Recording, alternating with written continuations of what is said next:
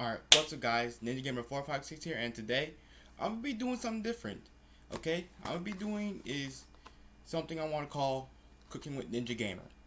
I got some starburst jello, and that's what we're going to be making. So, we got some like watermelon flavored ones.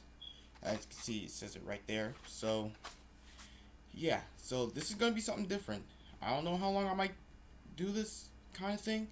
Who knows, maybe it might be a new series on my channel. But, yeah, I'll be thinking about that though, okay?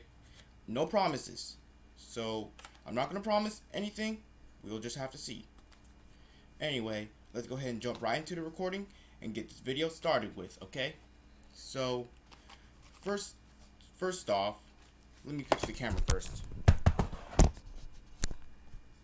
Alright guys, so first off, we want to start by reading the instructions, except who the heck reads instructions?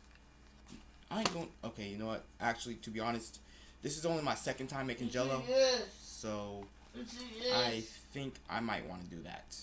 Alright, so it says here for instructions. It says here that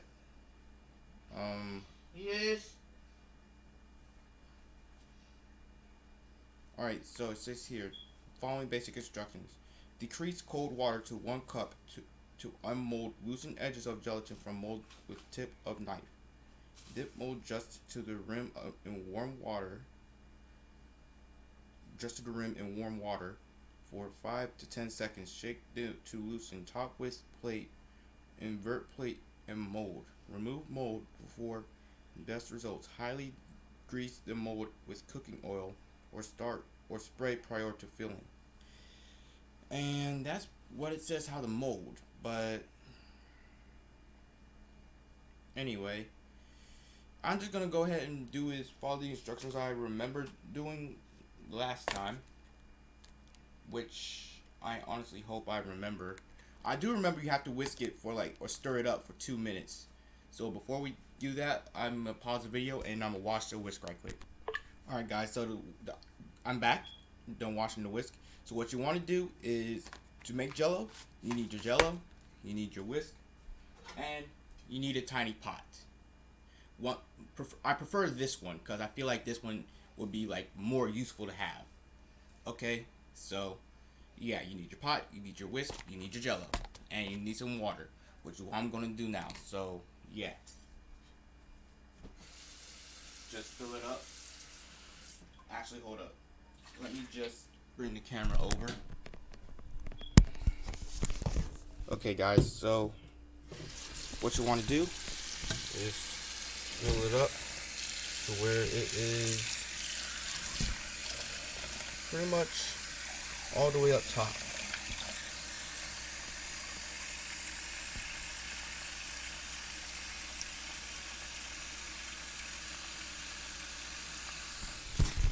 Okay guys,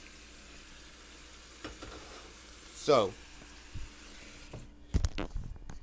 as you guys can see, the water is at the top, which is just how you want it, because you don't want it to be overflowing or too low. You want it just at almost at the top, so that way it's actually perfect for you to do. Okay, but what I like to do is fill it all the way to the top for like that, and then pour a little bit out, which is what I'm gonna do right now off camera. So as you heard, I poured some out. So you might want it to look a little bit like this, because that way you will actually have it right perfectly. Okay, so now what I'm gonna do is open up jello. Oh, also you want to actually have your stove on too. Let me just cut it on right quick. So you want to put your stove's temperature, you want to light it, and then put your temperature right a little before high. So in between high, so you want to put it on between high and medium. You're going to take the jelly while your stove is on.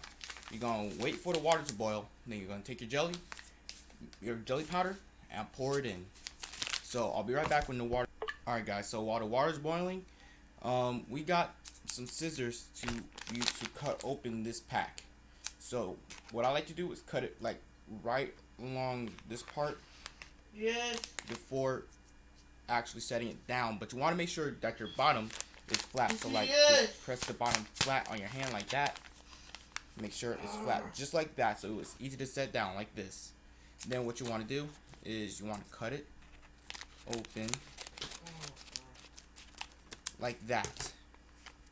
So as you can see, oh, that smells good. As you can see, the powder is right there, and that smells so freaking good. I'm not joking. Watermelon smells amazing.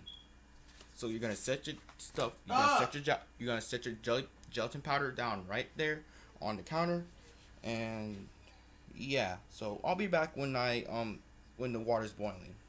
Okay, I just realized you don't want it to act. Zuri, turn it back around. Sorry, my brother's in school right now, but I don't care. So pretty much, you want to go ahead and just pour it in while the water's boiling, cause I feel like that's probably the best. Okay, hold on, I'll be right back. Alright, I'm back, guys. Sorry for that interruption, my brother being an idiot. But anyway, I like to pour the powder in as soon as the water is pouring. I mean, as soon as the water is boiling. Well, it's starting to boil. So, let's check on that. As you can see, there are some little bubbles inside of it. So, yeah. So, that's a good thing. And there's steam coming up too. That's also a good thing. So, when you see tiny bubbles in it, that's when you want to pour it in. So let's just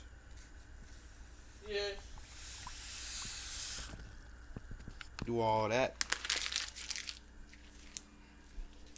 And now, once you pour it in, that's when you start taking your whisk. And you just go ahead, start whisking for 2 minutes.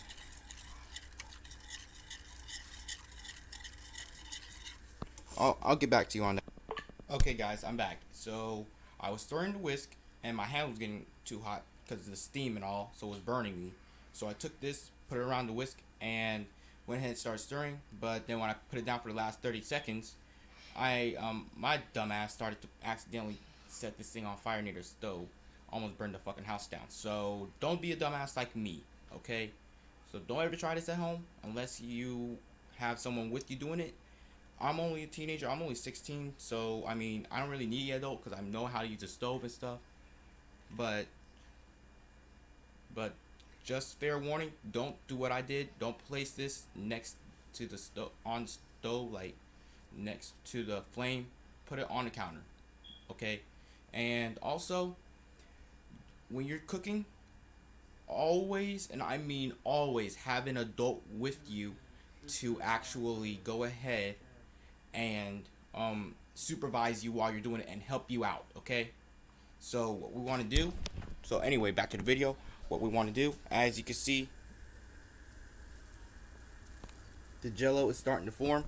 So what you want to do now is you want to take your knob right here and set it to off. Alright guys, so now that the jello is off, I'll be right back with the last item we need, okay? It's the last utensil you're going to need, okay? So I'll be right back.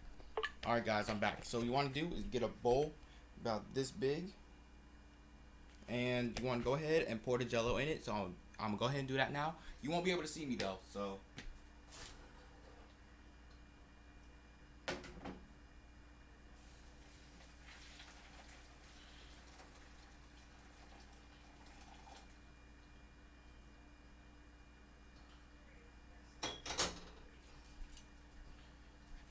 okay guys, so I finally got the jello poured in here. You might not be able to see it that well right now, only because of how it looks, but as you can see, the jello's in there. So yeah, so now what you want to do, now the next thing you want to do is get some get like a measuring cup, get 1 cup, we'll get half a cup of water and pour it into the jello mix, okay? So that way it's like, and cold water, okay? So that way it is going to solidify easier. I would suggest using like half cup or at least like 1/3 of a cup, because it will be like like, you want to make sure you're not overflowing the gelatin mix in the hot water with the cold water, or else you're gonna end up messing it up. And I think that's what I did the first time, so I'm not making that mistake again. So I'll see you when I get a measuring cup.